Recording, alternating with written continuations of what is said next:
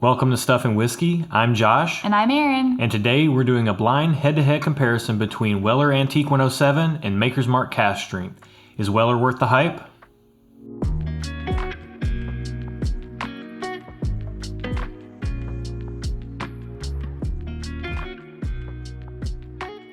Welcome back to Stuff and Whiskey, the channel dedicated to bringing real-world content to the real-world whiskey consumer. Our head-to-head comparisons are always double-blind to remove any possible bias. We don't know what's in either glass, but we'll put them through our objectively excellent subjective scoring rubric. We'll score each pour, we'll pick a winner, and then we'll find out what's what. Let's do it.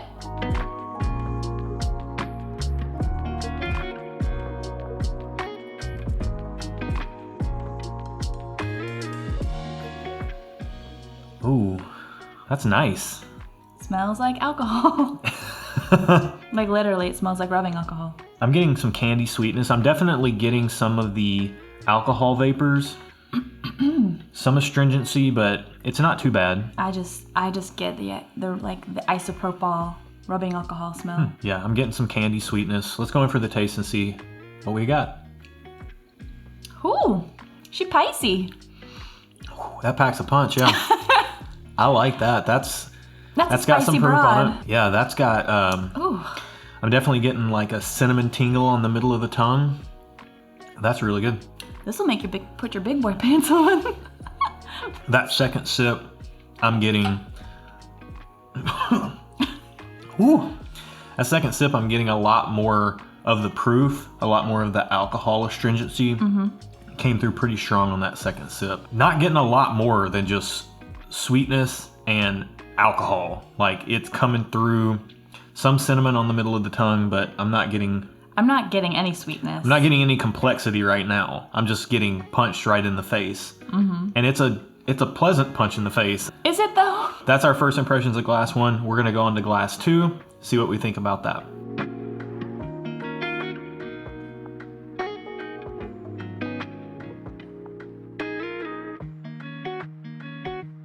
Very similar smell, but just more muted on the nose. Less alcohol, still some sweetness, maybe not so much candy sweetness, more leaning towards the darker side of the equation, but it's not jumping out of the glass like I really like. I will agree that it's more muted, but I still smell, it just smells like rubbing alcohol. Yeah. All right, let's get into the taste. Glass two. Ooh. Oh. I don't know what that is, but it's good. Yeah, so this is definitely way more tame.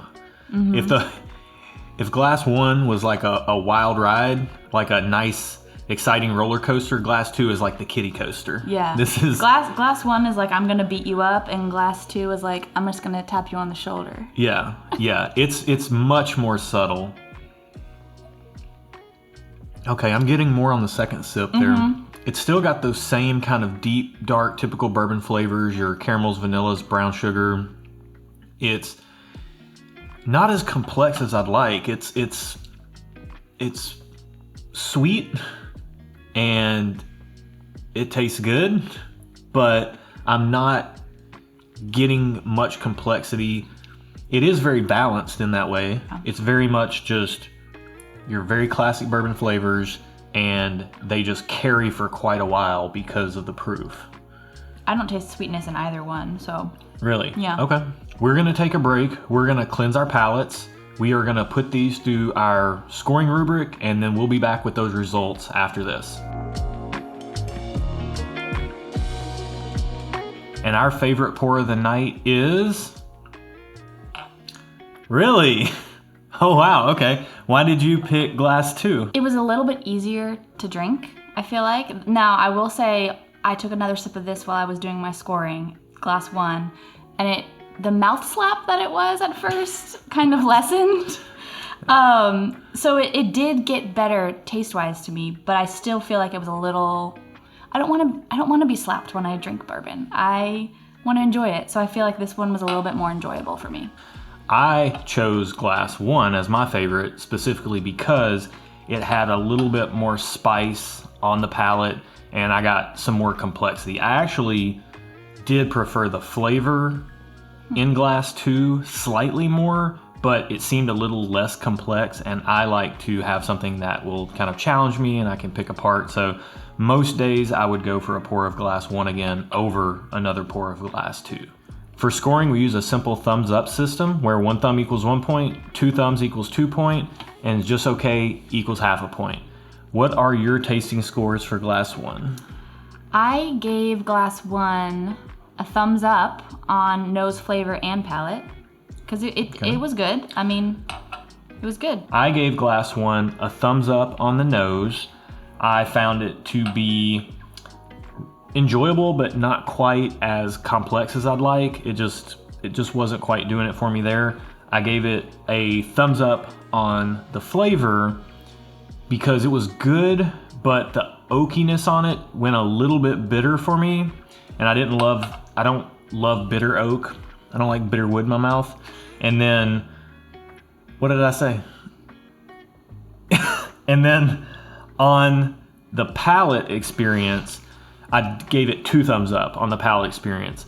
I love that mid-palate spice.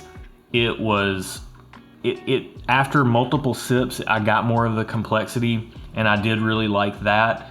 If I really like the flavors more, it would have gotten a 2 thumbs up. So for me, glass 1 gets a 4 out of 6 on the tasting score. What are your scores for glass 2?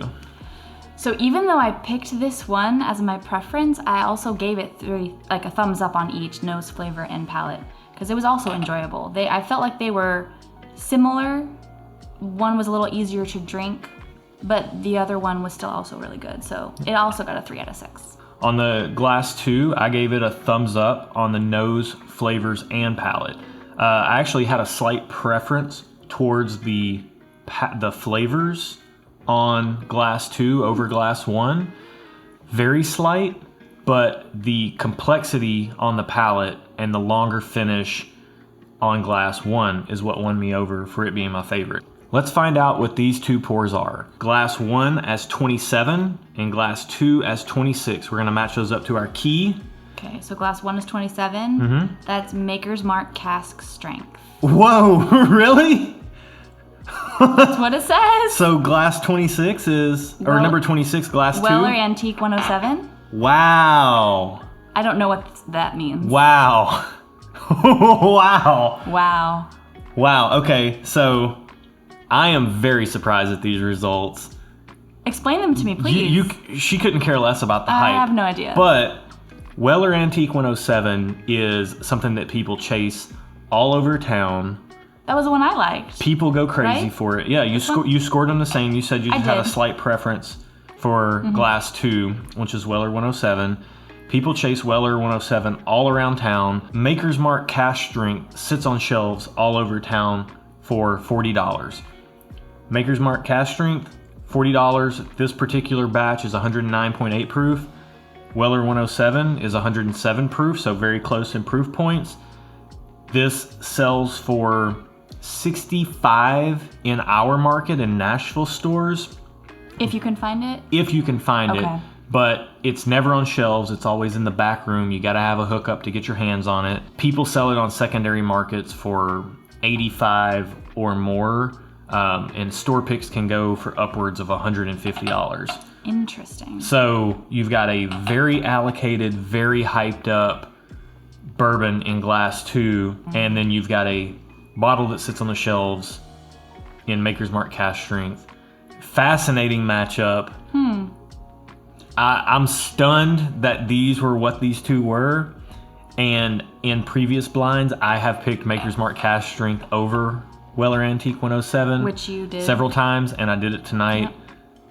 That just goes to show you that the allocated products, you said it yourself, these were very close. They were close. Like this, I feel like this one was a little bit easier to drink for me. I agree. But this one was also good, and I gave them the same score. Okay.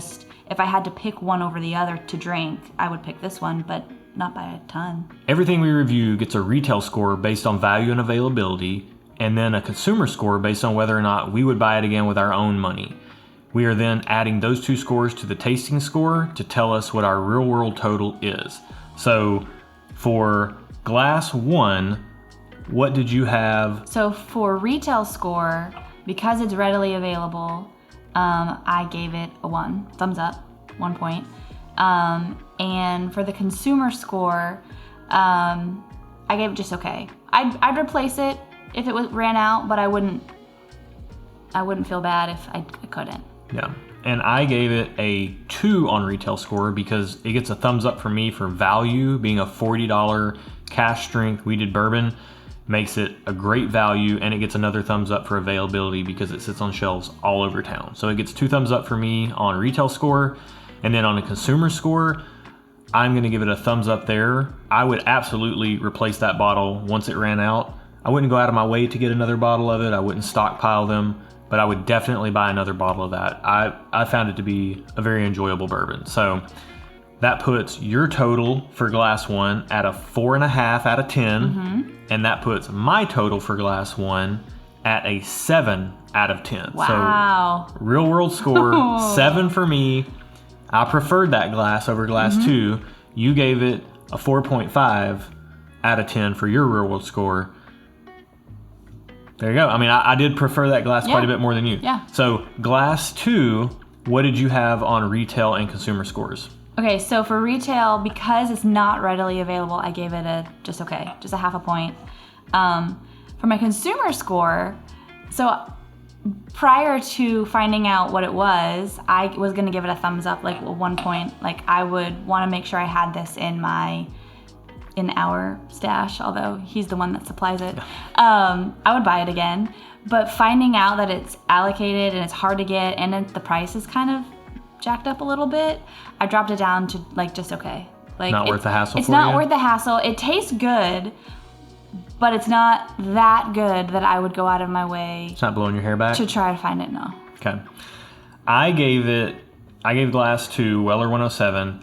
I gave it a thumbs up on the retail score, and that's just a personal preference thing. I almost gave it a just okay because it is so unavailable. You have to have a hookup to get this. It doesn't sit on shelves in almost any market. Value for the money at around $65 in our local market. When I preferred the first glass at $40, it's hard to say that at $65 this has value. Yeah. That's thumbs up. But Weller is an allocated product. I do have some tater tendencies from time to time, and I do like it. For the same reasons that you chose it, I do like it. So if I didn't want to have the complexity in the glass, I would pour this more on like a hot summer night. This would be a bourbon that I might lean towards. So I gave it a 1 thumbs up on the retail score. On consumer score, I'm not going out of my way to get either one of these. If it's sitting on a shelf or if I have an opportunity to buy one at retail, I would buy it again. So it gets a thumbs up for me on the consumer score as well.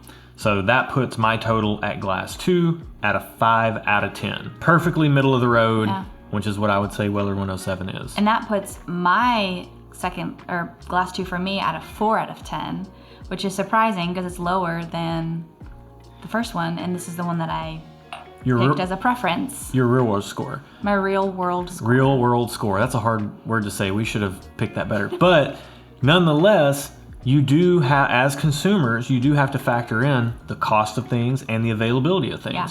And that's why everything we grade gets a tasting score separate and apart, and then we take in the consumer side of the equation so that we know, is this really worth chasing down or not? And a 4 out of 10 and a 5 out of 10 for Weller 107 I'd say not. Doesn't really speak highly to chasing it down. It's a good bottle of bourbon, but it's not a great bottle of bourbon. You don't need to break your neck. You don't need to go out of your way. You don't need to camp out overnight or wait in lines to get this, because there's stuff sits on the shelves that is very close, if not better. I don't know if I'd say better, but it's good. It's better. It's good. It's better. Thank you so much for watching. If you like content like this, please give this video a thumbs up. It'd really help us out. And if you want to see more content from us, hit that subscribe button. Till next time, cheers. Done. Boom! All right, move this stuff out of the way.